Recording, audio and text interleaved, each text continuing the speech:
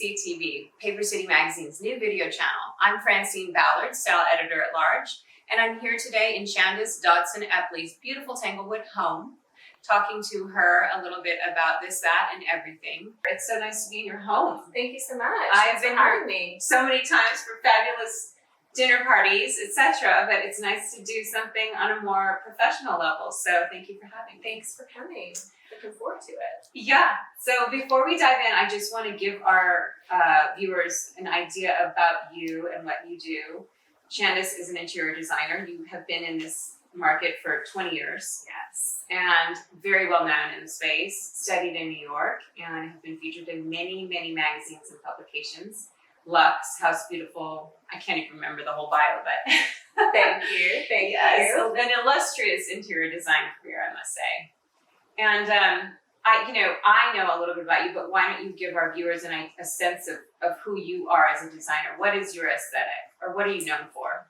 I think I'm really known overall for elegant restraint. I practice not only interior design working in the traditional realm, but also I do a lot of modern homes. But typically my rooms are very edited. I love elegant and sophisticated interiors with a hint of the past. So I'd say that's really kind of my look, so to say. I got you. And I do love your look. I should preface this whole conversation by saying that Chandos, you helped me a bit with my own home, so I do have a sense of what your aesthetic is. But what kinds of projects are your favorite? What do you enjoy the most?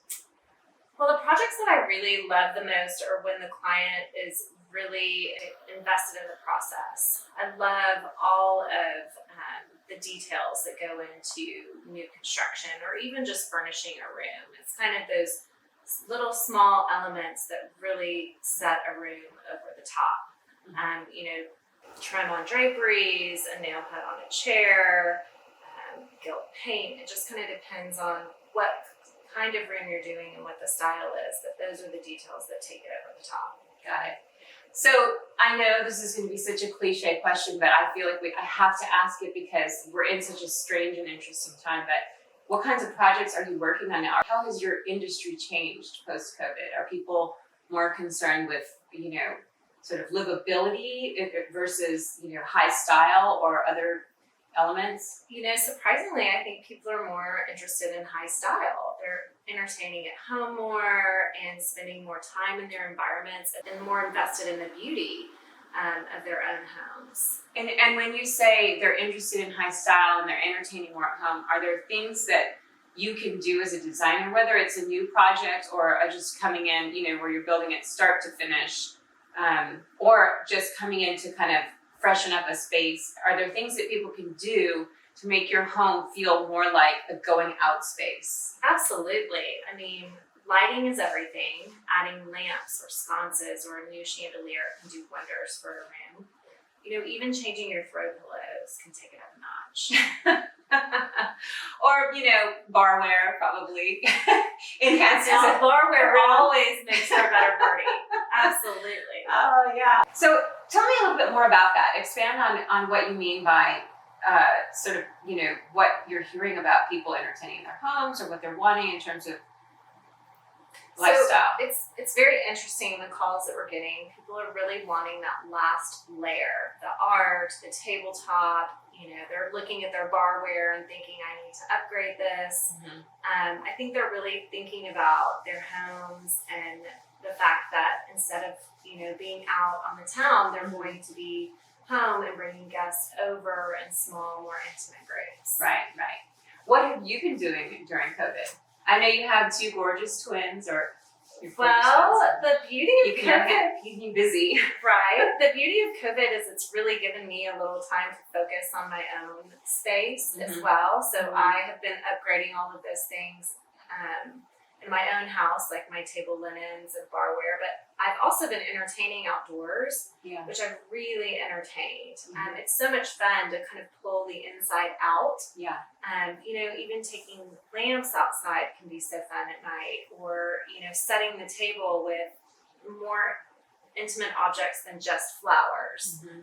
So we've had a really good time doing that and enjoyed being with smaller groups of people has been a a blast. Yeah, agreed. I mean, I can't complain except for the homeschooling. It's been Or unloading the dishwasher. right. Yeah.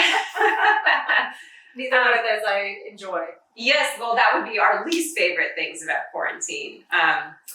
So when you're looking at a space, how do you decide? Because I know you are a full service, like start to finish, more of that type of operator. So when you come into a space, how do you decide where to start with the project? Like, what is the first step?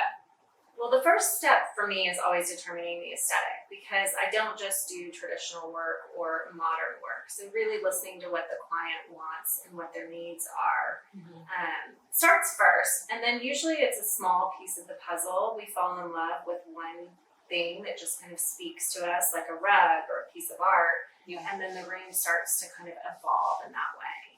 Do you have favorite artists or local vendors that you use on a regular basis? Oh, yes. I mean, there's so many great resources here in Houston. I love McLean Gallery. I love Hiram Butler and Devin Gordon. I love Area, David Sutherland and Walter Lee Cole. All great resources. Those are good ones. You're right. So it's been really interesting during COVID, working with all of our resources, our trades and showrooms, as well as local retailers. People have really gone above and beyond to make it easy, and dropping samples, at our door, or making deliveries, non-contact deliveries of furniture. Everyone's really been great about stepping up to the plate and really wanting to be busy. I think, that's been key for all of us, is to stay sane during all of this. It's so true.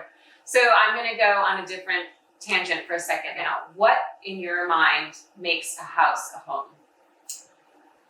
Well, what makes a house a home is really the people who live inside of it. But beyond that, in terms of objects, I really think that art sets the tone for everything in the house. It's really the most personal thing that you own, because it speaks to what you love.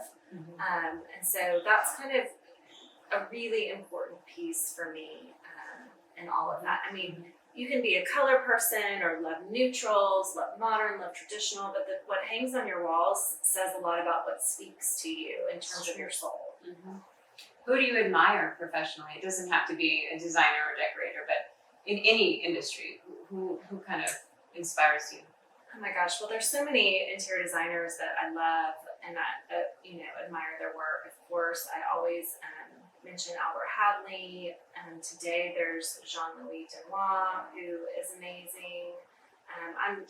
There's just so much talent out there. It's hard to say any one single person, but there's lots of people whose work I admire. It's true. So on a personal level, if you weren't doing this, it sounds like you were dead set on doing this from the get-go. With majoring in interior design at UT, starting there and then moving forward. But if you weren't doing this, what would you be doing? I know that it would be something in a creative field. I do love real estate. But I also love engineering. I love all the nitty-gritty of building houses and all those little cogs and wheels that happen with, the pitch of the roof and the style of the window and all those things. So an architect, engineer, real estate person, I'm not sure. Okay, here's a fun one for you. Walk-in closet or wine cellar? Wine cellar. What's exciting about a walk-in closet? Although, that's not really a fair question, because I don't know what you would do without your closet. True.